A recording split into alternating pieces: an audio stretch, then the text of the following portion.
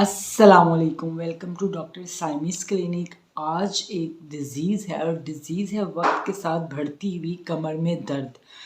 हमारा जो आजकल का लग्जरी लाइफस्टाइल है जिसमें हम लोग बहुत ही आराम पसंद हो गए हैं, उसकी वजह से कमर का दर्द मर्दों में, औरतों में, इवन के बच्चे भी अब कमर के दर्द की शिकायत करते हैं। इस लाइफस्टाइल की वजह से हमें घंटों कंप्यूटर के आगे बैठ के काम करना पड़ता है।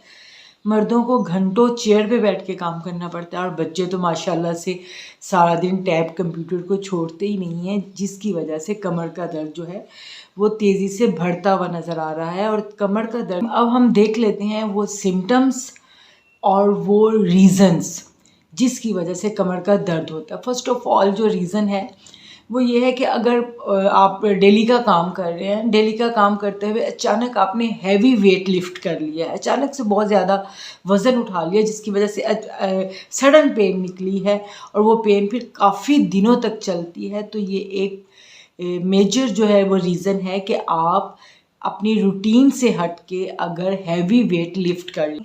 अगर आप जिम जा रहे हैं और आपने अपनी कैपेसिटी को नहीं देखा और आपने सडन बहुत ज़्यादा वेट लिफ्ट कर लिया तो तब भी कमर का दर्द निकल सकता है। इसका जो नेक्स्ट कमर का दर्द वो बहुत ही ज़्यादा बेदर्द होता है। डिस्क स्लिप जब होती है तो होता क्या है कि हमारे वर्टिब्रास में, हमारी स्पाइन्स में अल्लाह ताला ने वर्टिब्रास के दरमियान में, सपोज करें कि ये दो वर्टिब्रास हैं, इसके दरमियान में एक jelly mucus jelly type material रखा हुआ है। वो मटेरियल जब कम होता है तो इसके दरमियान का जो फासला है, इसका जो डिस्टेंस है वो रिड्यूस हो जाता है, उसका डिस्टेंस कम हो जाता है। इसका डिस्टेंस कम होने की वजह से कमर में दर्द आ जाता है, कमर में स्टिफनेस आ जाती है, हिप में पेन, टांगों में पेन और पैरों में स्टिफनेस आ जाती है। तो ये इसका नेक्स्ट रीज़न है। अगर आपके डिस्क स्लिप के अंदर आप शटिका नर्व दब जाए तो शटिका पेन भी स्टार्ट हो जाती है और शटिका पेन की वजह से आपके कमर में बहुत ज़्यादा दर्द रहता है, आपको पैरों में बहुत ज़्यादा नमनेस रहती है, करंट जैसा दर्द आपको।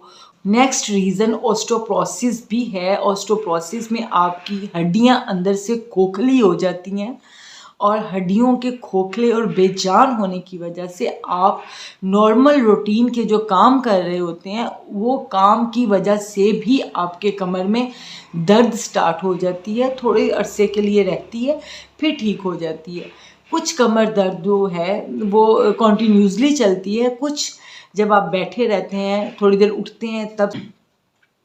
इसका जो नेक्स्ट रीज़न है वो यूट्राइन प्रॉब्लम्स है। अगर आपकी यूट्रस के अंदर कोई प्रॉब्लम है, यूट्रस के अंदर कोई एंडोमेट्रियम थिकनेस है, यूट्रस में कोई फाइब्राइड्स है, पीरियड्स की वजह से आपको पेन है, यूट्रस से रिलेटेड कोई भी मसले की वजह से आपको पेन हो सकती है।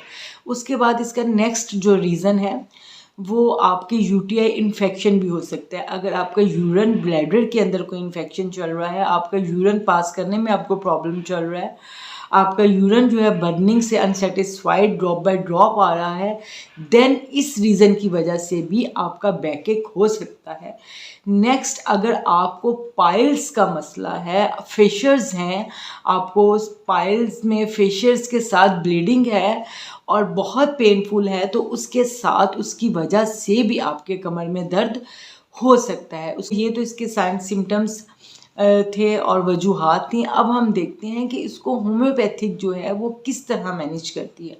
आपको पता है कि होम्योपैथिक का इलाज आपकी mind symptoms person to person vary करता है। हर पर्सन को उसके अलामात के हिसाब से डिफरेंट मेडिसिन होती है। बैकएक के केस में जो सबसे पहली मेडिसिन है वो अगेरिकस है, अगेरिकस मेस।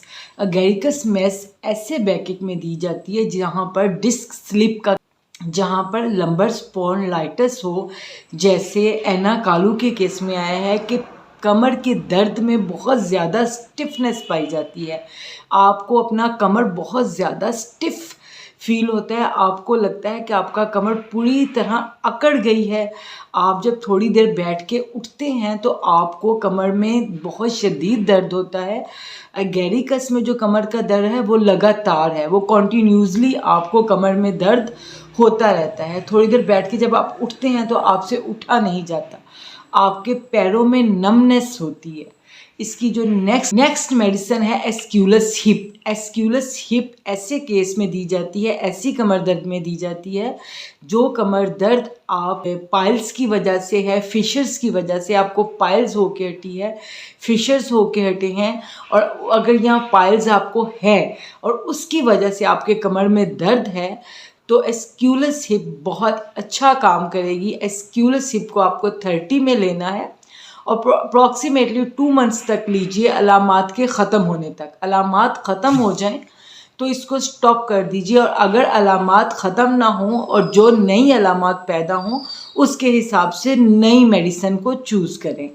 इसकी नेक्स्ट मेडिसिन बर्बेरिस वेल्ग है। बर्बेरिस वेल्ग को उस कंडीशन में दिया जाता है जब कमर दर्द की वजह आपका यूटीआई इन्फेक्शन हो, आपके यूटीआई इन्फेक्शन हो और कमर में शदीद दर्द हो, यूरिन जल के आ रहा हो, अनसेटिस्फाइड डिज़ायर हो, आप थोड़ा सा यूरिन करके हटो और आपको लगे कि पूरी तरह मैंने यूरिन डिस्चार्ज नहीं किया, अभी मुझे और यूरिन की डिज़ायर है, तो ऐसी कंडीशन में बर्बेरिस मदर टेंचर में काम करेगा। आपको बर्बेरिस मदर टेंचर में 15 ड्रॉप्स सुबह दोपहर शाम अलामात के ख़त्म होने तक यूज़ करना है। इसको आपको बहुत लॉन्ग टाइम के लिए यूज़ नहीं करना है। नेक्स्ट मेडिसिन है कालूफाइलियम। अगर आपका कमर दर्द आपके यूट्राइन रीजन्स की वजह से है, यूट्रस की वजह से है, आपके पीरियड्स की वजह से है, पीरियड्स में हैवी ब्लीडिंग है, विद पेन है, कमर में दर्द है, एंडोमेट्रियम थिकनेस हो गई है, अगर यूट्रस में सिस्ट है, फाइब्राइड है और उसकी वजह से अगर आपके कमर में दर्द है तो कालूफाइलियम 30 में बहुत अच्छा काम करेगी। इसके 10 ड्रॉप सुबह दोपहर शाम लीजिए फॉर 2 मंथ्स। अलामात के ख़त्म होते ही इसको स्टॉप कर दीजिए।